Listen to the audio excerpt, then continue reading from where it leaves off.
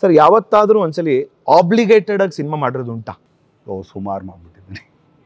ಸುಮಾರು ಮಾಡ್ಬಿಟ್ಟಿದ್ದೀನಿ ಬಟ್ ಅದನ್ನು ಪ್ರೀತಿಯಿಂದನೇ ಮಾಡ್ತೀನಿ ನಾನು ಅದನ್ನು ಆ್ಯಕ್ಚುಲಿ ರಿಗ್ರೆಟ್ ಏನು ಮಾಡ್ಕೊಳ್ಳಲ್ಲ. ಅಯ್ಯೋ ಇದಕ್ಕೆ ಹಿಂಗೆ ಮಾಡ್ದ ಬೇಗ ಮುಗಿಸೋಣ ಇದೀಗ. ಪ್ರತಿ ಸಿನಿಮಾನು it should be my milestone ಅಂತಲೇ ನಾನು ಮಾಡೋದು. The man who created the revolution. ನಾನು ಯಾಕೆ ಈ ಸೆಂಟೆನ್ಸ್ ಯೂಸ್ ಮಾಡಿದ್ವಿ ಸರ್? The man who created the revolution.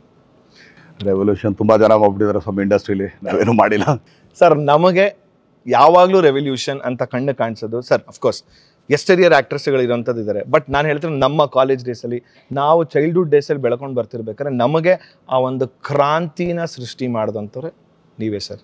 So ಹಾಗಾಗಿ ದ ಕ್ಲಿಯರ್ ಲೈನ್ ಹಾಕಿದ್ದು the man who created the revolution. Undoubtedly sir, ಎಷ್ಟು ಜನ ನಾನು ಹೇಳಿದ್ನಲ್ಲ ಸಿನಿಮಾ ತೊಗೋಬೇಕು, ಸಿನಿಮಾ ಪ್ಯಾಷನಾಗಿ ತೊಗೋಬೇಕು. ಈ ರೆವಲ್ಯೂಷನ್ ಮಾಡೋದಕ್ಕೆ ಸ್ವಾಮಿ ರಾಮಮೂರ್ತಿಯವರಿಂದ, ಅಂದರೆ ನನ್ನ ಮೊದಲನೇ ಒಂದು ಸಿನಿಮಾ ಮಹಾಭಾರತ ತೊಗೊಂಡ್ರೆ ಎಸ್ ನಾರಾಯಣ ಅವರಿಂದ ಹಿಡಿದು ರಾಮಮೂರ್ತಿಯವರಿಂದ ಹಿಡಿದು ಇವತ್ತು ಶೈಲಜಾ ನಾಗೋರ ತನಕನೂ ಇವ್ರುಗಳು ರೆವಲ್ಯೂಷನ್ ಕ್ರಿಯೇಟ್ ಮಾಡಿರೋದೇ ಹೊರತು ದರ್ಶನ್ ಅಲ್ಲ. ಯಾಕಂದ್ರೆ ಅವತ್ತು ಅವ್ರುಗಳು ಚಾನ್ಸ್ ಕೊಟ್ಟಿದ್ದಕ್ಕೆ ತಾನೇ ನಾನು ಇಲ್ಲಿ ಬಂದು ನಿಂತ್ಕೊಳ್ಳೋಕ್ಕಾಗಿದ್ದು. ಅಲ್ಲ, ಮಾಡಸ್ಟಿ ಇಲ್ಲ, ಫ್ರ್ಯಾಂಕಾಗಿ ಹೇಳೋಣ, ತಪ್ಪೇನಿದೆ ಅದರಲ್ಲಿ. You should give credit to them.